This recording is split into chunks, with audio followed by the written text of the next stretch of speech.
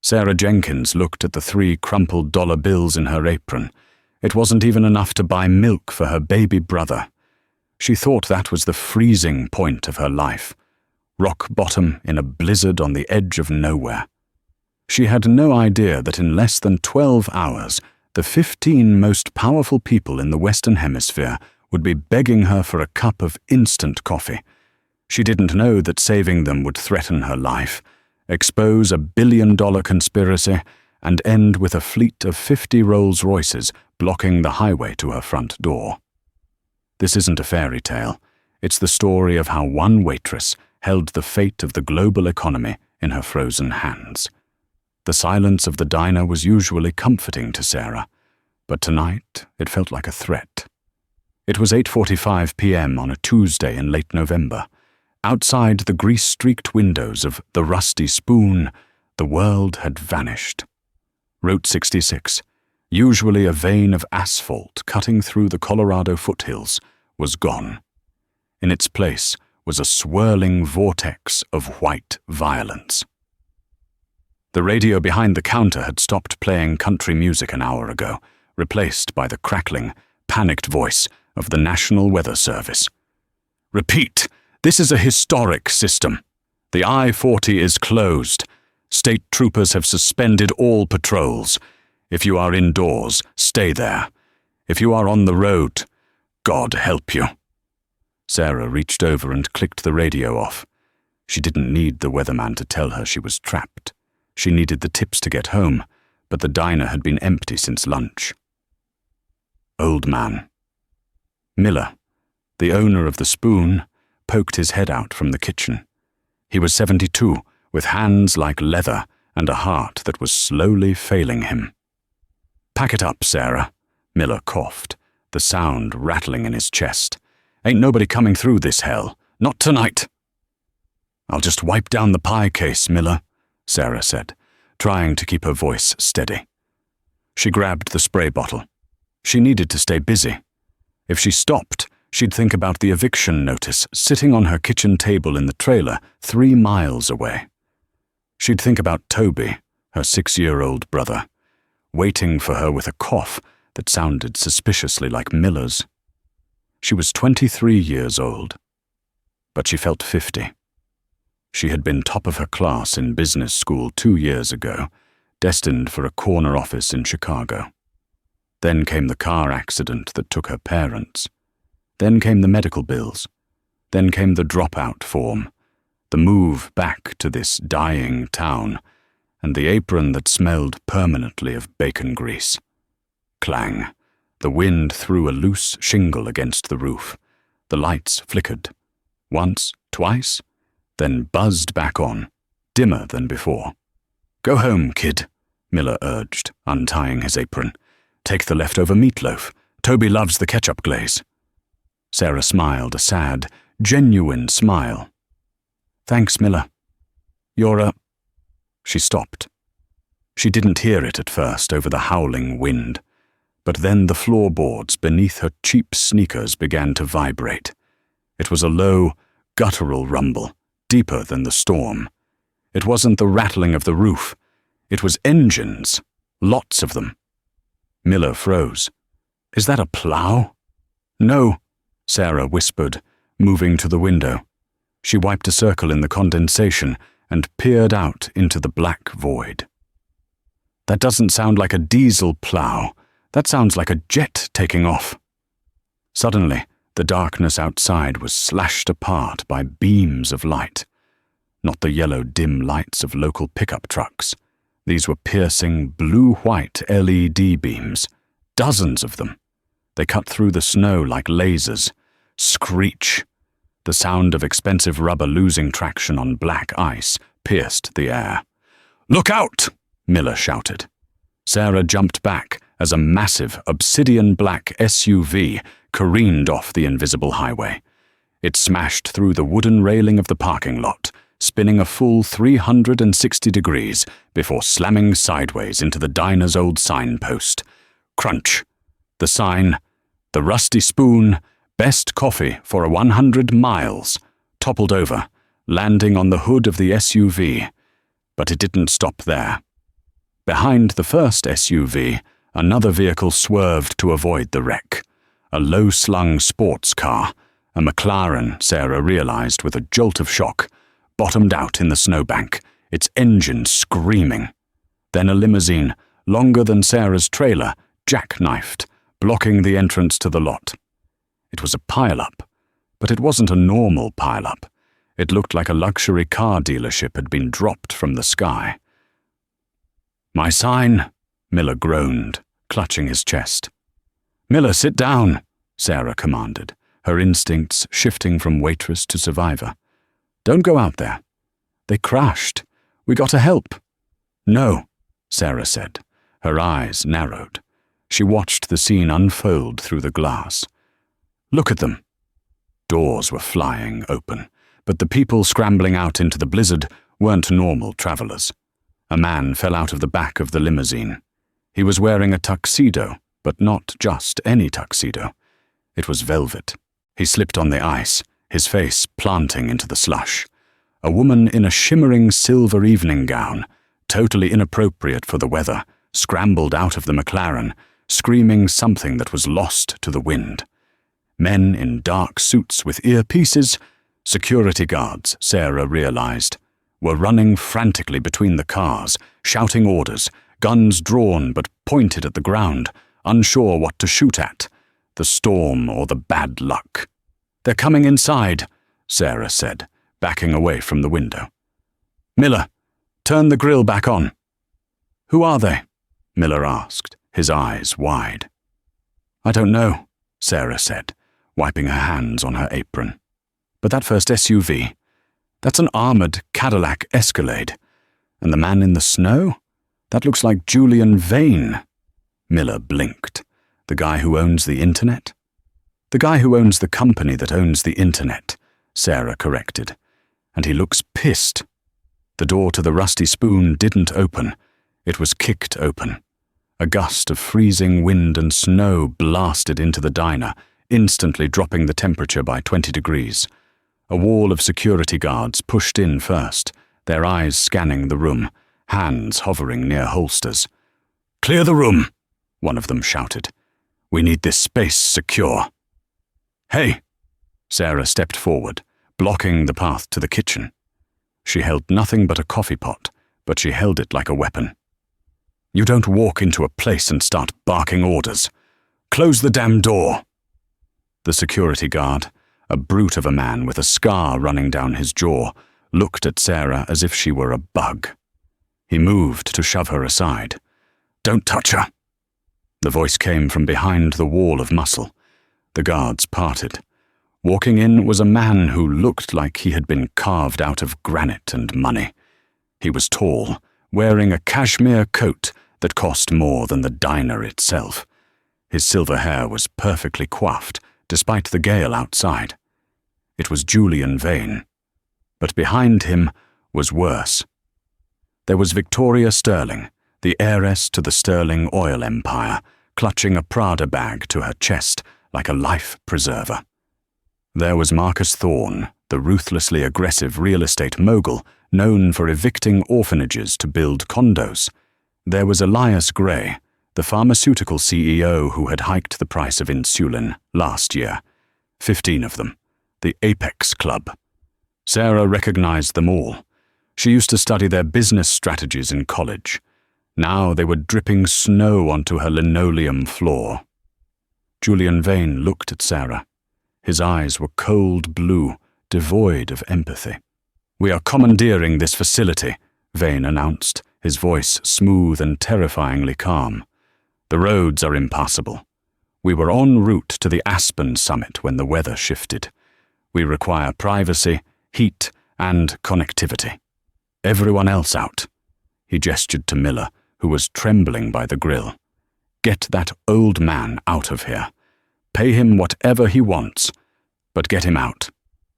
A security guard moved toward Miller. Sarah slammed the coffee pot down on the counter. The glass shattered. The sound was like a gunshot. The billionaires flinched. The guards turned their weapons toward her. "Nobody moves," Sarah screamed. She wasn't trembling, The adrenaline of the past 3 years of poverty had hardened her. This is private property, and that old man is having a heart episode. If you touch him, or if you try to kick us out into that storm where we will freeze to death in 10 minutes, I will use the kitchen phone to call the state police and tell them Julian Vane just committed manslaughter. The room went silent. The wind howled outside, rattling the windows. Vane looked at Sarah, really looked at her. He saw the frayed apron, the tired eyes, but also the steel in her spine. "The phone lines are down, young lady," Vane said dismissively. "You can't call anyone."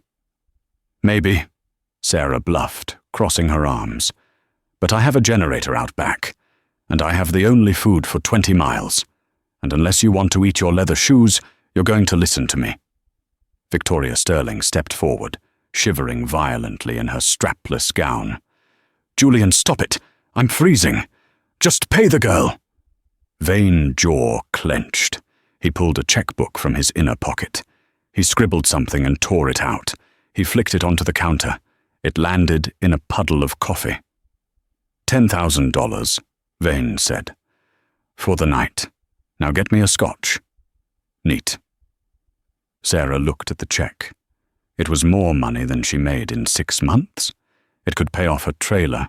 It could save Toby. She looked at Miller, who was pale and clutching the counter. She looked at the arrogant tilt of Vane's chin. She picked up the check. The Billionaires watched, expecting her to bow. Sarah ripped the check in half. "We don't serve alcohol," Sarah said, her voice cutting through the tension. "And your money is no good here if the power goes out, which it will in about 5 minutes. You want shelter? You follow my rules. Rule number 1, check your ego at the door with your coat." Vane's face turned a shade of red that matched the ketchup bottles. "Do you have any idea who I am?" "Yeah," Sarah said. "You're a guy in a wetsuit, stuck in a snowstorm. Table 4 is open. Sit down and shut up." The tension in the diner was so thick, it felt like the air had been replaced by cement. For 10 seconds, nobody moved. The security guards looked to Julian Vane for a kill order. Vane looked at Sarah like she was an alien species he hadn't categorized yet. It was the cold that broke the standoff. A violent gust battered the building, and the lights flickered ominously again. The temperature inside was dropping rapidly as the wind forced its way through the cracks in the old building. Victoria Sterling let out a sob. "Julian, please, I can't feel my toes." Vane exhaled, a sharp hiss of frustration. He held up a hand to his guards. "Stand down." He turned his gaze back to Sarah. It wasn't friendly, but it was calculating. He had assessed the leverage, and he knew he had none. "Fine. What are your rules?" "First," Sarah pointed to the door, "your goons need to seal that draft. Use the duct tape under the counter and the plastic sheeting from the back room. If the heat goes, we freeze. Move." The head of security bristled. "I don't take orders from—" "Do it, Stone!" Vane snapped, taking a seat at the vinyl booth Sarah had pointed to. The vinyl squeaked under his tailored suit. "Second," Sarah continued, walking over to Miller and helping him sit on a stool behind the register. "Miller stays here. He's sick. If any of you happen to be a doctor, step up. If not, stay away from him." A short, balding man in the back raised a trembling hand. It was Dr. Aris Thorne, the biotech magnate. I have a medical degree, though I haven't practiced since the 90s. "Check him," Sarah ordered. "Now." Thorne hesitated, looking at Vane. Vane gave a curt nod. Thorne scurried over to Miller. "Third," Sarah addressed the room, "we have limited food. The delivery truck didn't come yesterday. We have eggs, bread, some frozen patties and coffee. No special orders. No gluten-free. No vegan. No sous vide wagyu. You eat what I cook." "I don't eat carbs," snapped a woman with sharp cheekbones. Elena Cross, the fashion CEO. "Tonight you do," Sarah said, tying her apron tighter. "Or you starve. Your choice." She marched into the kitchen. The kitchen was her domain. The familiar smell of old grease and sanitizer scented her. She turned on the flat-top grill. As the gas ignited with a whoosh, she allowed herself 1 second to hyperventilate. She gripped the edge of the sink, her knuckles white. Julian Vane, Victoria Sterling, the Apex Club. These were the people who made the decisions that caused her father's factory to close 5 years ago. These were the people who lobbied against the healthcare bill that would have saved her mother. They were the architects of her misery, and now they were sitting in her booths, shivering in their diamonds. "Sarah?" Miller called out weakly from the front. "I'm okay, Miller," she yelled back. "Scramble incoming." She cracked eggs with a vengeance. Crack, crack, crack. Out in the dining room, the atmosphere was deteriorating. The billionaires were huddled in 3 groups. Group 1, led by Vane and Marcus Thorne, was trying to get a signal on a satellite phone. "It's jammed," Vane growled, slamming the device on the table. "Atmospheric interference. We're ghosted." "I have a merger at 9 a.m. in Tokyo," Marcus Thorne hissed. "I stand to lose $400 million if I don't sign off." "And I'm supposed to be receiving an award in Geneva," Victoria Sterling moaned from the next booth.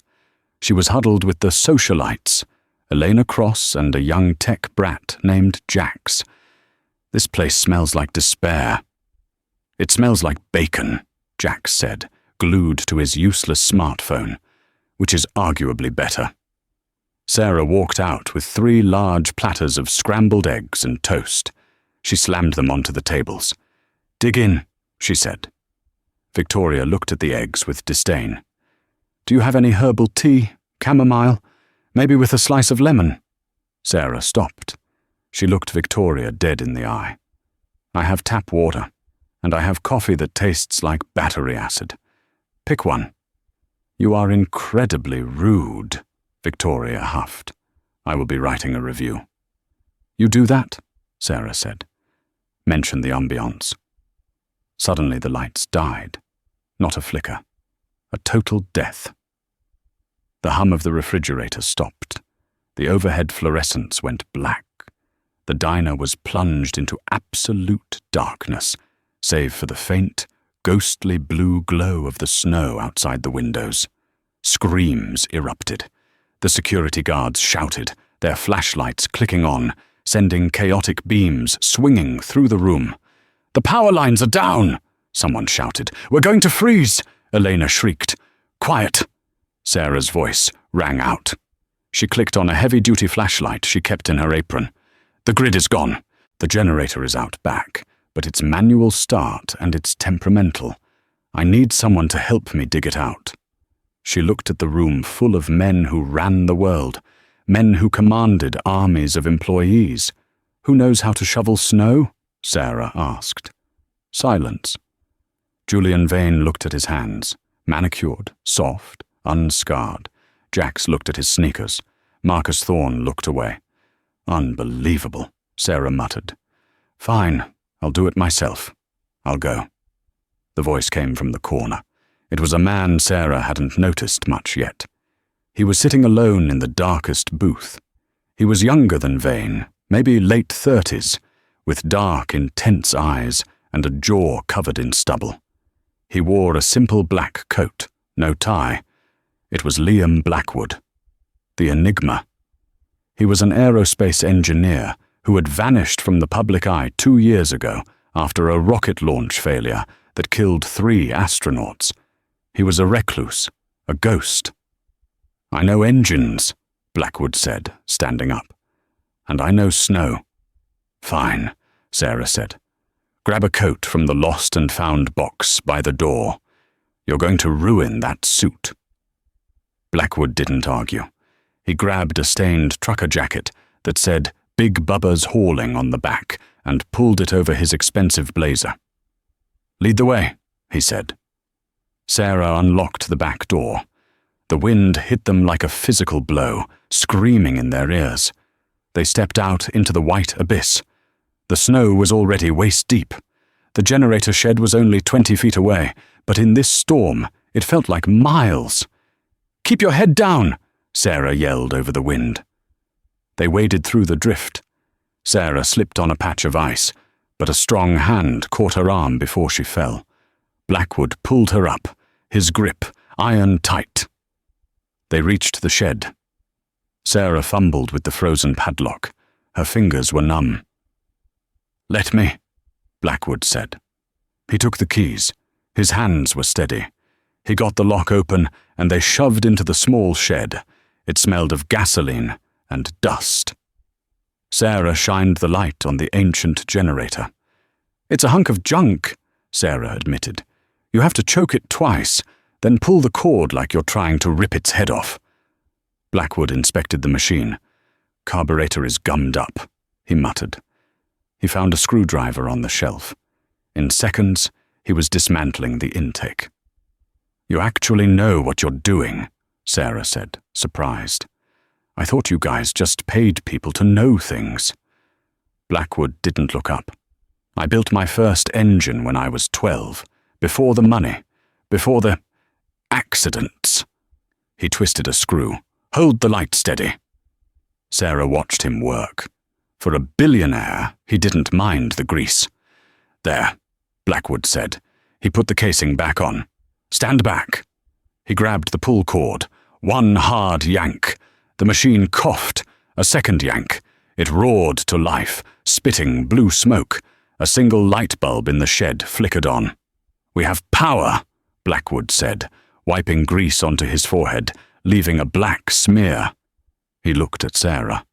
For a second, in the cramped, noisy shed, the class divide vanished. They were just two people surviving. "Thank you," Sarah said. "Don't thank me yet," Blackwood said, his expression darkening. "I saw something while we were walking out here." "What?" "The tire tracks of the lead SUV, Vane's car." "What about them?" "They didn't skid," Blackwood said, his voice low. "The tracks were straight, and I saw the front axle. It was snapped clean." Sarah frowned. "So?" "He hit a snowbank." "No." Blackwood looked her in the eyes. "The metal was sheared. It wasn't an accident, Sarah. Someone sabotaged that car to make it crash right here." Sarah felt a chill that had nothing to do with the storm. "What are you saying?" "I'm saying," Blackwood whispered, looking back toward the diner where 14 powerful people sat in the dark, "that one of the people in that room wants the rest of us dead. And now, you're trapped in there with them." When the lights flickered back on inside the Rusty Spoon, the relief was audible. A collective sigh echoed through the room, followed immediately by a renewed chorus of complaints. Sarah and Blackwood stepped back inside, shaking snow from their coats. The brief moment of shared humanity in the generator shed had evaporated. Sarah looked at the room differently now. Before, they were just arrogant, inconvenient rich people. Now, they were potential murderers. She scanned the faces. Julian Vane was already barking orders at his security team, his composure momentarily regained with the electricity. Marcus Thorne was pacing, chewing his fingernails, a sheen of sweat on his forehead, despite the chill. Victoria Sterling was crying quietly into a silk handkerchief, comforted by Eleanor Cross, whose eyes were darting around the room like a trapped animal. Which one of them hated Vane enough to snap an axle at 60 miles an hour? "You." Vane pointed a finger at Sarah as she walked behind the counter. "It took you long enough. The temperature has dropped 3 degrees. I need that coffee now. And find me a working phone line. I don't care if you have to climb the telephone pole outside yourself." Sarah felt the exhaustion in her bones turn to magma. She slammed her hand flat on the counter, right next to Miller, who was slumped over, his breathing shallow. "Look at him!" Sarah shouted, her voice cracking with fury. She pointed at Miller. This man is 72 years old, and he's sick. You dragged him out of his chair. You took over his business, and you're treating us like your servants. You have 15 grown men with guns standing around doing nothing. You want coffee? Brew it yourself. You want a phone line? Build one. Vane looked stunned. No one spoke to him like that. Not shareholders, not senators, and certainly not waitresses in roadside diners. Stone, Vane said quietly to his head of security. Teach her some manners. Stone, the scarred brute, took a menacing step toward the counter. Try it. A low voice rumbled from the corner booth. It was Liam Blackwood. He hadn't taken off the greasy trucker jacket. He was sitting with his back to the wall, his dark eyes fixed on Stone. He didn't look like a disgraced engineer anymore. He looked like a coiled spring. We're all stuck in this tin can together, Stone, Blackwood said calmly. You start a fight, things get broken, the heater gets broken, then we all die. Do the math. Stone hesitated. He looked at Vane. Vane glared at Blackwood, a silent war of egos. Stand down, Stone, Vane finally spat. He turned his glare on Sarah. You're lucky, girl. When the plows come tomorrow, I'm buying this dump just to bulldoze it. Get in line, Sarah muttered, checking Miller's pulse. It was thready. Dr. Thorne, get over here. He's getting worse. Dr. Aris Thorne nervously approached. He listened to Miller's chest with an ear, lacking a stethoscope. It's angina, Thorne stammered. Stress-induced. He needs nitroglycerin. Do you have any? Sarah shook her head, panic rising. No, he ran out yesterday. The pharmacy is in the next town over.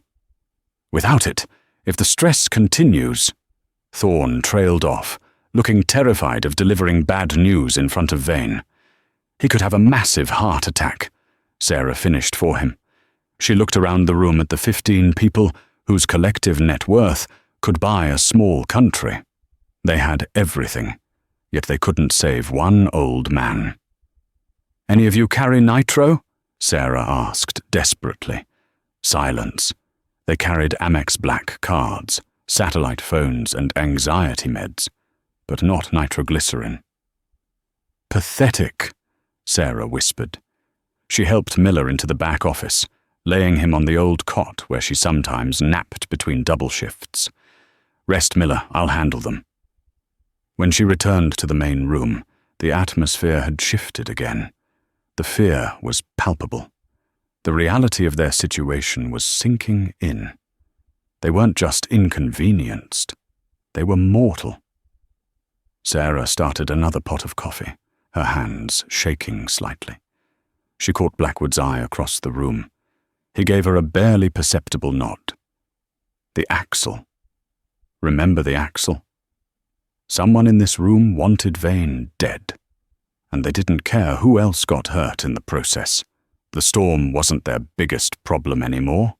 The biggest problem was sitting in booth number 4, sipping tap water and plotting their next move. An hour passed.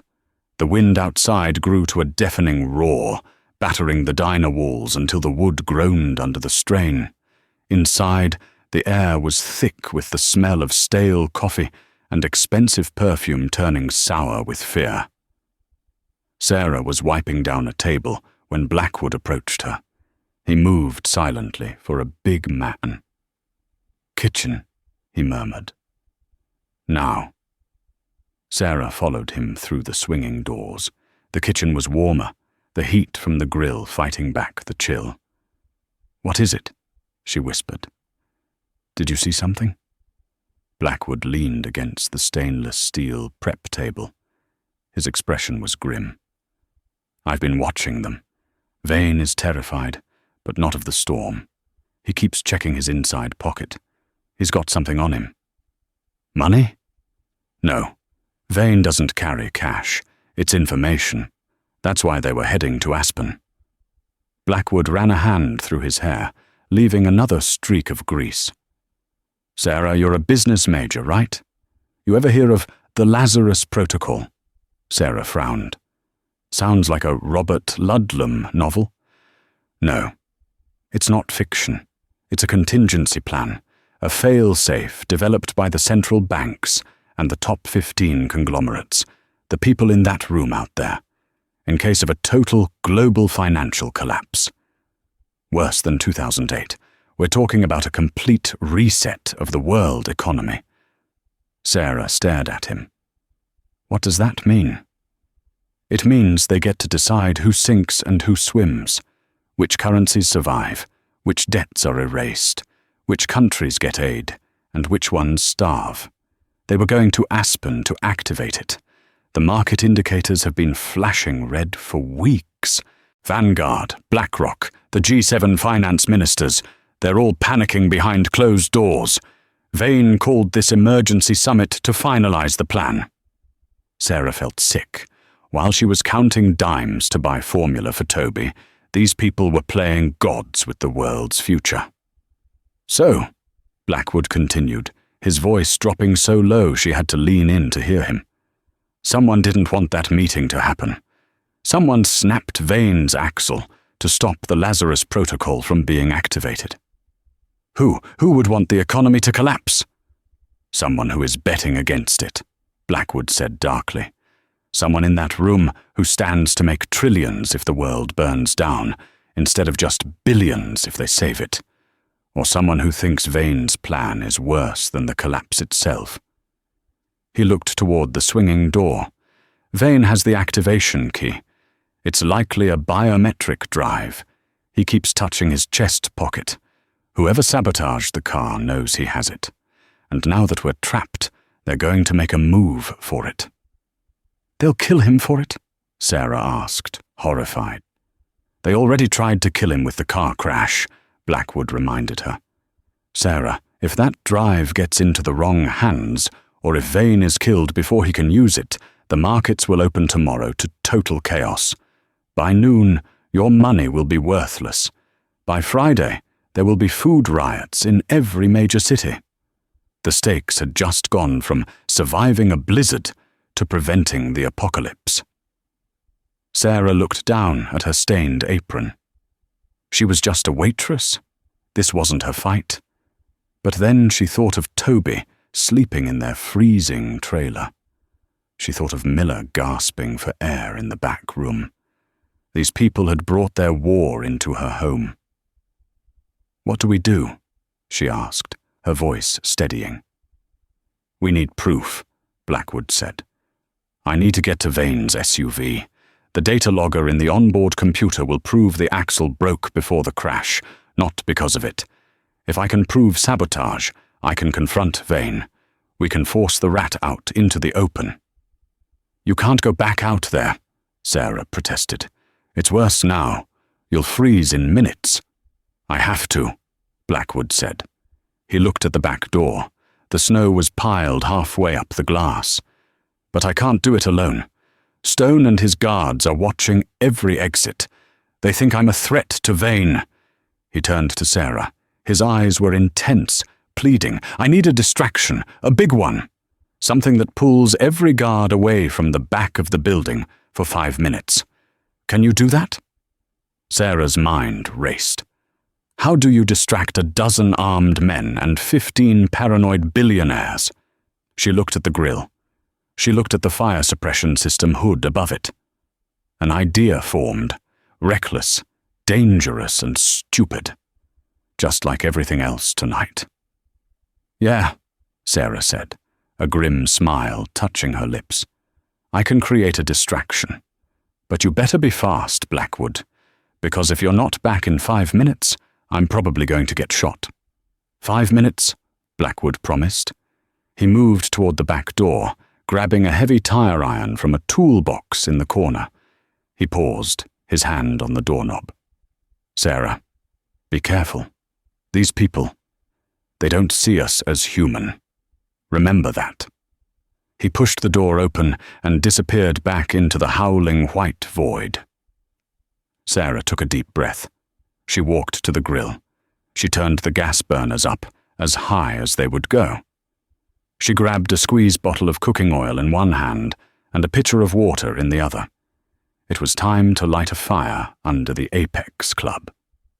Literally. Sarah stood before the sizzling flat-top grill, her heart hammering against her ribs like a trapped bird. She looked through the pass-through window. Stone, the head of security, was standing near the back hallway, blocking the route to the generator and to Blackwood's exit. She had one shot. "Hey, everyone!" Sarah yelled, her voice feigned with panic. "The gas! Something's wrong with the gas!" Heads turned. Stone took a step toward the kitchen. "What is it?"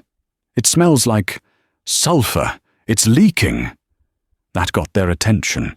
Gas leaks in old buildings were silent killers. But Sarah didn't wait for them to sniff the air. She grabbed the pitcher of water. "Oh God, it's sparking!"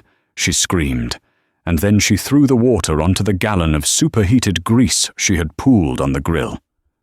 Whoosh! Physics took over. The water instantly vaporized, expanding and carrying the burning oil into a massive, roiling fireball that licked the ceiling tiles. Thick, black, acrid smoke instantly billowed out, filling the kitchen and rolling into the dining room. "Fire!" Sarah shrieked, backing away and coughing for real this time. "Get back! It's going to blow!" Chaos erupted. The billionaires, stripped of their dignity by the threat of immolation, scrambled away from the tables. "Secure the VIPs!" Stone roared, abandoning his post at the back hallway to rush toward Julian Vane, who was coughing into a napkin. "Move them to the front entrance. Open the door for ventilation." "The wind will kill us!" Victoria Sterling screamed, but she ran anyway. In the mayhem, no one looked at the back door. Outside, Liam Blackwood was fighting a war against the elements. The moment he stepped out of the diner, the wind knocked him flat. The snow wasn't falling. It was being fired horizontally like buckshot. He crawled on his hands and knees, dragging the tire iron, using the buried shapes of the other cars as cover. He reached Vane's massive Cadillac Escalade. It was a dark monolith in the whiteout. The hood was crumpled where the diner sign had hit it. Blackwood wiped the snow from the driver's side window. Locked, armored glass. He couldn't break it, not with a tire iron. He crawled to the underside. The snow was deep enough that he could shimmy beneath the chassis, though the cold instantly seeped through his thin clothes, turning his skin to ice. He clicked on the small penlight he had swiped from the kitchen. He looked at the front axle. "There you are," he whispered, his teeth chattering uncontrollably. It wasn't just snapped. It had been partially sawed through.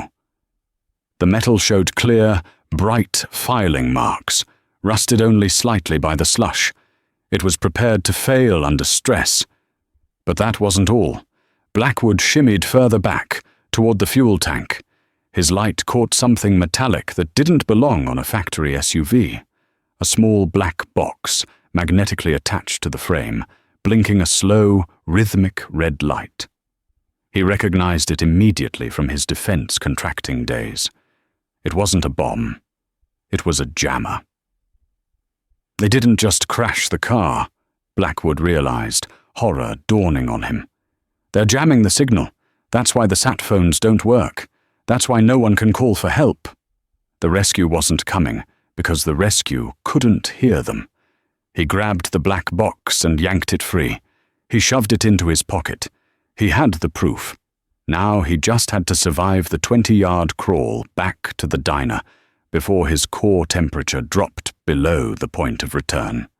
Inside, the fire was dying down. The explosion Sarah had threatened hadn't happened. Grease fires look worse than they are if contained to a grill hood. Sarah had thrown a damp towel over the flames, choking them out, but the room was filled with smoke.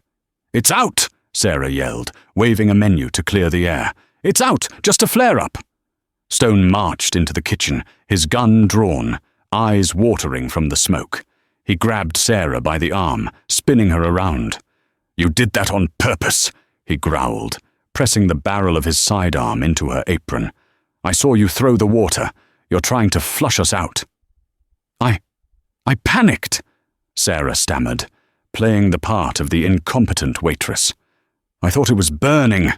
You're lying, Stone hissed. He dragged her out into the main room. Mr. Vane, this girl is a liability. She just tried to torch the building. Vane stood up, brushing ash from his velvet suit. Tie her up, he ordered coldly. Put her in the back with the old man. If she tries anything else, throw her outside. No, Sarah struggled, but Stone's grip was like a vice. The front door, which had been cracked open to let the smoke out, suddenly slammed shut. Everyone turned. Liam Blackwood stood there. He was covered in snow, his face blue-white, looking like a revenant rising from the grave. He was shivering violently, but in his hand he held the black box. Let her go, Blackwood wheezed. Blackwood? Vane frowned. Where the hell have you been? Getting this. Blackwood held up the blinking device. Found it. Under your car. It's a military-grade signal jammer, Category 4. The room went deathly silent. A jammer? Vane's eyes widened. That blocks all outgoing comms. Exactly, Blackwood said, his voice gaining strength as the adrenaline hit. The storm didn't kill the phones. This did. Someone in this room put it there. He walked forward, tossing the black box onto the table in front of Vane. It clattered loudly. And I found the axle, Blackwood continued, staring at the group. Sword halfway through. This was an assassination attempt, Julian, and the assassin is trapped in here with us. The accusation hung in the air, heavier than the smoke. The billionaires looked at each other with newfound suspicion. The Apex Club was no longer a brotherhood of wealth. It was a pit of vipers. Who? Vane whispered, staring at the jamming device. He looked up, his eyes scanning his peers. Who would dare? Someone who knew your schedule, Blackwood said, leaning against a booth to keep from collapsing. Someone who knew you were carrying the Lazarus Drive, and someone who needed to ensure you never reached Aspen. That's ridiculous, shouted Marcus Thorne. We all lose if the market crashes. Why would we sabotage the car? Short positions, Sarah spoke up from Stone's grip. She wrenched her arm free. Stone was too distracted by the revelation to hold her tight. Blackwood told me, if the market tanks, and you know it's coming, you can make trillions betting against the economy. Smart girl, a voice said. It wasn't Marcus Thorne. It wasn't Vane. It was Victoria Sterling, the heiress who had spent the last 2 hours crying over her frozen toes and demanding tea, stood up. She wasn't shivering anymore. Her posture had changed. The vacuous, spoiled socialite veneer dropped instantly, replaced by a cold, predatory sharpness. She reached into her Prada bag, but instead of a handkerchief, she pulled out a compact, silenced pistol. Victoria, Vane breathed, stepping back. You? Oh, shut up, Julian, Victoria said, her voice bored. You and your Lazarus protocol, always trying to save the world. It's so tedious. Do you have any idea how much debt Sterling Oil is in? We're leveraged to the hilt. If you save the economy, the banks call our loans, and I lose everything. But if the system burns, the debt records burn with it, and I have enough gold in Zurich to buy the ashes. She leveled the gun at Vane's chest. Stone, she commanded. Kill Blackwood. He knows too much. Sarah watched in horror. The head of security, Stone, didn't look surprised. He turned his gun away from Sarah and pointed it directly at Blackwood's head. Sorry, Mr. Vane, Stone grunted. Ms. Sterling pays better. Double my pension. Traitors, Vane snarled, his face reddening. I made you. And I'm unmaking you, Victoria smiled. Give me the drive, Julian. Now. No, Vane said, puffing out his chest. Thwip, Victoria fired. The bullet struck Vane in the shoulder. He cried out and collapsed into the booth, clutching the wound. "Julian!" Elias Gray shouted, ducking for cover. The other billionaires screamed and scrambled under the tables. "Next one goes in your head," Victoria said calmly. "The drive." Vane, groaning in pain, reached into his bloody coat pocket with a trembling hand. He pulled out a silver USB drive encased in glass. "Stone, take it," Victoria ordered. Stone stepped forward to grab the drive. He was 3 feet away from Blackwood. This was it. Sarah looked at the kitchen counter. She was 5 feet away from the heavy ceramic napkin dispenser. "Hey, Blondie!" Sarah shouted. Victoria turned her eyes to Sarah. "Goodbye, Waitress. You were annoying." She swung the gun toward Sarah.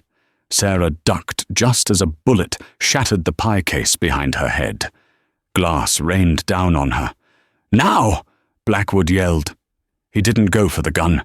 He went for the jammer on the table. He grabbed it and smashed it onto the floor, stomping on it with his heavy boot. Crunch! The red light died. "The signal is clear!" Blackwood shouted. "Kill him!" Victoria shrieked. Stone swung his gun back toward Blackwood. But suddenly, a high-pitched whine filled the room. It wasn't the wind. Beep, beep, beep.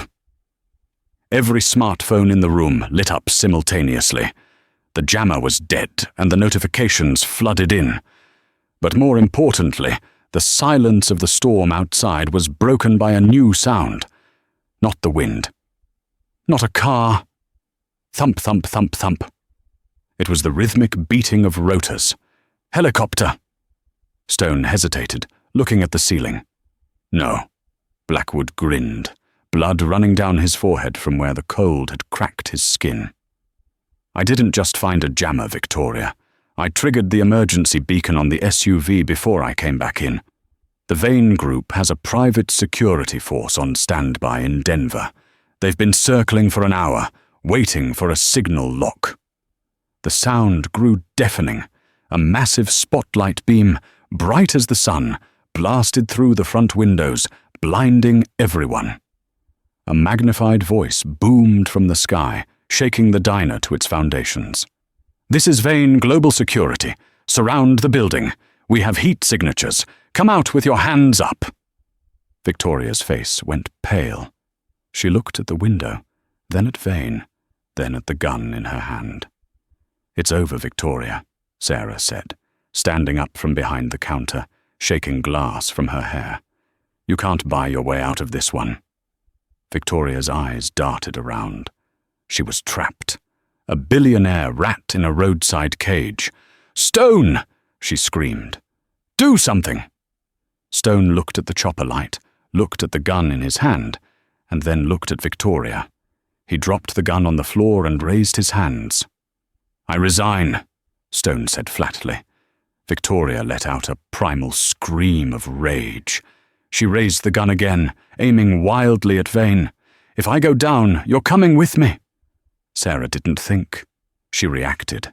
She grabbed the pot of coffee she had brewed earlier, scalding hot, and hurled it across the room. It wasn't a perfect throw, but it was effective. The pot smashed into Victoria's shoulder, splashing hot coffee over her silk gown and her gun hand. Victoria shrieked, dropping the pistol. It skittered across the floor. Blackwood dove. He tackled Victoria, pinning her to the linoleum. "Stay down!" he yelled.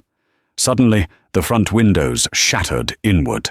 4 men in tactical gear repelled through the broken glass, laser sights sweeping the room. "Clear! Clear! Secure the VIP!" Sarah slumped against the counter, sliding down until she hit the floor. Her legs felt like jelly. It was over. But as she looked around the wrecked diner, the shattered glass, the blood, the coffee stains, the crying billionaires, she realized the night wasn't done. The storm was still raging outside. Dr. Thorne rushed over to Vane, applying pressure to the gunshot wound. "He's losing blood. We need to get him to a hospital, but the chopper can't land in this wind. It's too dangerous." The tactical leader confirmed it. "Sir, we can't touch down. 0 visibility. We can drop supplies, but we can't extract until the storm breaks." Vane groaned, his face grey. I can't wait." Sarah looked at Miller, still unconscious in the back. She looked at Vane, bleeding out in the booth. The Billionaires had their security team now, but they were still stuck in a blizzard with a dying man, and no heat, as the door had been blown open by the tactical entry. Sarah stood up. She walked over to the tactical leader. "Do you have a medic?" she asked. "Yes, ma'am." "Get him to stabilize Vane," she ordered. Then she pointed to the shattered windows where the snow was pouring in. "And then, tell your men to grab that plywood from the back of my truck. We have to seal this place up. Nobody leaves tonight." She looked at Blackwood, who was holding a handcuffed Victoria Sterling.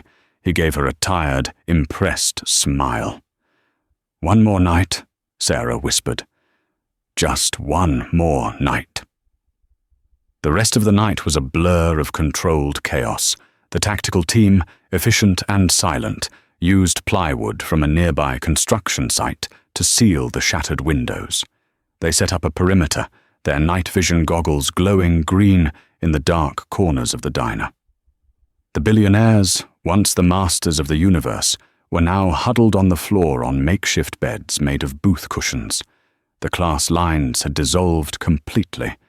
Elena Cross, the fashion icon, was using her $20,000 coat as a blanket for Old Man Miller, who was finally sleeping peacefully after the medic administered the correct drugs. Marcus Thorne was helping Sarah sweep up the broken glass. Julian Vane lay on 2 tables pushed together, an IV drip hanging from the ceiling fan. He was pale, but the medic said the bullet had missed the artery. He would live. Sarah sat behind the counter, staring at her hands. They were trembling now that the danger was over. "You did good, kid." Sarah looked up. Liam Blackwood was standing there. He had cleaned the grease from his face, but he still looked exhausted. "I just yelled a lot and threw some coffee," Sarah whispered. "You took command," Blackwood corrected. "I've seen generals with less nerve than you. You saved Vane, you saved the market, you probably saved the world from a depression, though no one will ever know it." "I just wanted to make sure I got my tips," Sarah joked weakly. Blackwood smiled. It was a real smile, reaching his eyes.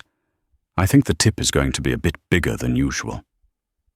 Dawn broke over Colorado with a blinding brilliance. The storm had vanished as quickly as it had arrived, leaving the world buried under 4 feet of pristine, sparkling white powder. The sky was a piercing blue. It was beautiful, peaceful, and silent, until the ground started shaking again. It started as a vibration in the coffee cups on the counter. Then it became a rumble. Then a roar. Sarah walked to the plywood-covered door and pushed it open. The cold air hit her face, crisp and clean. She gasped. The world outside had changed. The highway, Route 66, was no longer a buried wasteland. It had been scraped clean to the blacktop. Not by the state or the county. Their plows were still miles away. Coming down the road was a phalanx of private, heavy-duty industrial snowblowers. And behind them— "My God," Sarah whispered. It looked like a royal procession. It was the 50 luxury cars she would later tell her grandchildren about. A convoy of black SUVs, silver Rolls-Royces, Bentleys, and armored limousines stretched as far as the eye could see. The sun glinted off the polished chrome, creating a river of diamonds flowing toward the rusty spoon. These weren't just cars. This was the cavalry. The personal assistants, the legal teams, the fixers, and the families of the 15 most powerful people on Earth had mobilized. The convoy pulled into the parking lot, filling every inch of space, spilling out onto the highway. Drivers in pristine uniforms jumped out. The door to the diner swung open behind Sarah. The Billionaires stumbled out into the sunlight, blinking like moles. "Daddy!" a young girl screamed, running from a Rolls-Royce toward Marcus Thorne. The ruthless businessman fell to his knees in the snow, hugging his daughter, tears streaming down his face. Reporters had arrived too, presumably following the convoy. Cameras were flashing.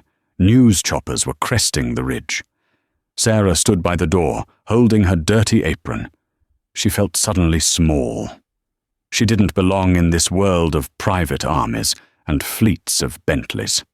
She turned to go back inside to check on Miller. Wait. The voice was weak but commanding. 2 medics were wheeling Julian Vane out on a stretcher. He signaled for them to stop in front of Sarah. The cameras turned. The hush descended. Vane looked at Sarah. He looked at the diner that had been his fortress. "What is your name?" Vane asked. "Your full name." "Sarah Jenkins," she said. "Sarah Jenkins," Vane repeated, testing the weight of it. "Do you know what the Lazarus Protocol is?" "Blackwood told me," she said. "It's a plan to save the economy." "No," Vane said, a faint smile touching his lips. "That was the old plan. The old plan was about numbers. Last night, you taught me that the economy isn't numbers. It's people. It's the ones who shovel the snow so the rest of us can drive." He reached out a hand. Sarah took it. His grip was weak, but his eyes were fierce. "You saved my life, Sarah. You saved my company, and you stopped a traitor who would have burned it all down." He gestured to a man in a suit standing by a silver briefcase. The man stepped forward. "I don't carry cash," Vane said, "but I do carry power." The man opened the briefcase. Inside was a single sheet of paper. Vane took a gold pen from his pocket and signed it. "This," Vane said, handing her the paper, "is the deed to the Vane Logistics Hub in Denver. It's a $40 million facility. It comes with a CEO position. And it comes with a signing bonus of $5 million, tax-free." Sarah stared at the paper. The numbers swam before her eyes. $5 million. It was enough to buy 1,000 trailers, enough to cure Miller, enough to send Toby to any college in the world. I can't run a logistics hub," Sarah stammered. "I'm a waitress." "You managed 15 hysterical billionaires, a fire, a blizzard, an assassination attempt, and a heart attack patient in one night," Vane said dryly. "Running a warehouse will be a vacation for you." He looked at the crowd of reporters. "And one more thing," Vane announced to the cameras. "The Rusty Spoon. It's an American landmark. Vane Industries is hereby declaring it a protected historical site. We will rebuild it, exactly as it is, but with better heating. And Mr. Miller." "Where is Mr. Miller?" Miller hobbled out, supported by Dr. Thorne. "Mr. Miller," Vane called out, "your medical bills are gone. You have lifetime care at Vane Memorial." "On the house." Miller started to cry. Sarah looked at Vane, then at Blackwood, who was standing by a black SUV, giving her a thumbs up. She looked down at the check in her hand. The ink was still wet. "Thank you," she whispered. "No," Vane said, as the medics lifted the stretcher into the back of an ambulance. "Thank you for the eggs, though next time, add a little salt." As the ambulance drove away, followed by the procession of 50 luxury cars, Sarah stood alone in the parking lot. The wind picked up, blowing the snow around her ankles. She wasn't cold anymore. She walked back into the diner. She picked up the phone behind the counter. The line was working now. She dialed the number for the landlord who had threatened to evict her. "Hello?" the landlord answered gruffly. "Hi, this is Sarah," she said, a smile spreading across her face. "I'm calling about the rent. Actually, I'm calling to buy the trailer park, all of it." She hung up the phone and tied her apron one last time. She had to clean the grill. After all, she was the CEO now, but she was still a waitress at heart, and the lunch rush was coming. And that is how a blizzard turned a waitress into a millionaire. It sounds impossible, right? But life has a funny way of flipping the script when you least expect it. Sarah Jenkins didn't save those billionaires because she wanted a reward.